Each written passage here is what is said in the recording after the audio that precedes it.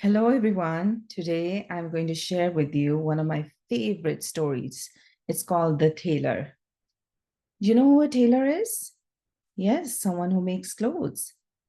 And in times long ago, tailors used very simple things to make clothes: cloth, scissors, a needle, and thread. And that's about it. They would do measurements and make clothes.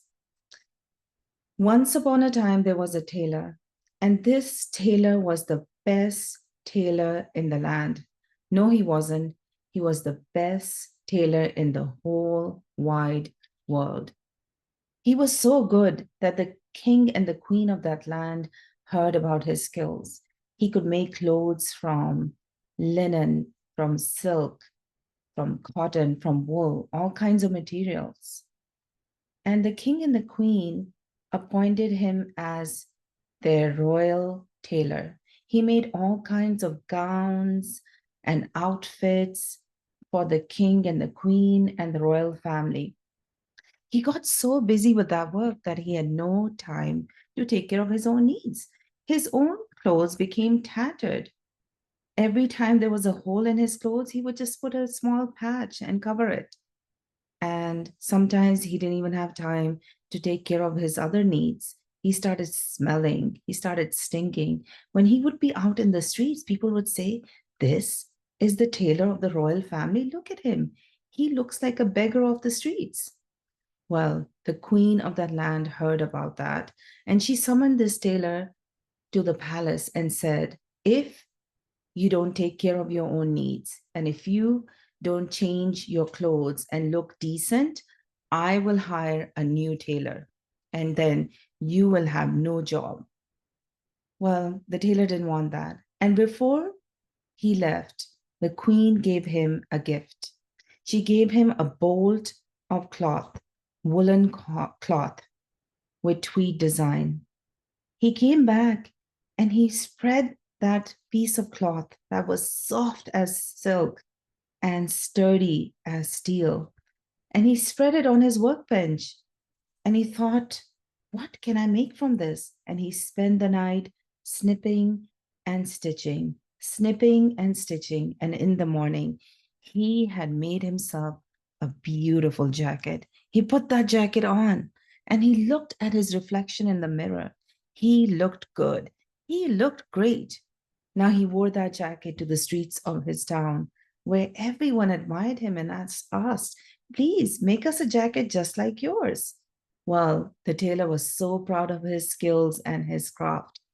Now, he wore that jacket day in, day out, year in, year out, until the jacket wore out. It got threadbare, especially where the elbows are. He took it off and he was about to toss it in the trash when he thought to himself, "Hey, hang on a minute. There's still good cloth left in this."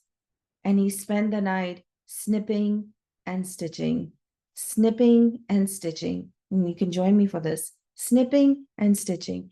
And in the morning, he had made for himself a sleeveless vest that fit so well around his shoulders, hemmed perfectly, and on the back. Well, he put that on and he looked at his reflection in the mirror and he thought to himself, "I look good. I look great." He wore that to the streets of his town and everyone admired him and they said, "Can you please make us a vest just like yours?" The tailor was so proud of his skills and his craft.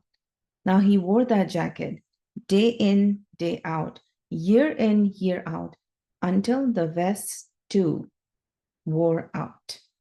So he brought it home one day and he was about to toss it in the trash when he thought to himself, "Hey, there's still good material left in this." And he spent the night snipping and stitching, snipping and stitching all night long. And in the morning, he had made for himself the finest cap, the finest cloth cap.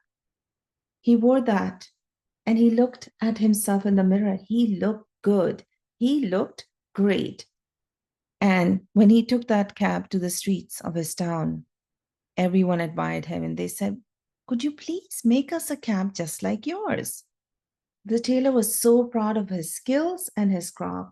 Now he wore that cap day in, day out, year in, year out, until, unfortunately, the cap too got threadbare. It wore out. Now, he was about to toss it in the trash when he thought to himself, hang on a minute, there's still good cloth left in this. So he spent the night snipping and stitching until in the morning he had created something brand new. There had never been a piece of clothing like that before in history. He made it. Do you think you know what it is? Yes, it could be a tie. And what do you wear instead of a tie? Yes, a bow tie. And he wore that. And the wings of the bow tie looked like it was a butterfly. He glanced himself in the mirror and he looked good. He looked great. And he wore that to the streets of his town where people asked him, what is that you're wearing? Can you make us one just like that? Can you make us a bow tie as well? Well, the tailor was so proud of his skills and his craft, and he wore that bow tie day in, day out, year in, year out, until the bow tie as well wore out. It got threadbare. Well, he came back and he was about to toss it in the trash when he thought to himself, hang on a minute, there's still good cloth left in this. So he spent the night snipping and stitching, snipping and stitching. And in the morning, he had made for himself a fine cloth button that he wore in the middle of his shirt. And he looked at his reflection and he looked good. He looked great. He wore it to the streets of his town where people admired him and said, please make us a cloth button just like yours. The tailor was proud of his skills and his craft. Now he wore that cloth button day in, day out, year in, year out, until the cloth button too wore out. It became threadbare. He brought it home and he was about to toss it in the trash when he held on to it and he spent the night snipping and stitching, snipping and stitching, snipping and stitching. And in the morning, he had made himself a story of how he turned a piece of cloth into a jacket, that he turned into a vest, that he turned into a cloth cap, that turned into a newly invented bow tie, and finally it became a cloth button. Now he told that story to his children, and his children told that story to their children. And it went on for generations after generations until this particular story got to Scotland, where the traveling people of Scotland heard this. And one of them, named Duncan Williamson, shared the story with a storyteller named Taffy Thomas. 3 years ago, I took a workshop with Taffy Thomas and I heard it from him. And now this is your story to share with others, family and friends, because stories never, ever wear out.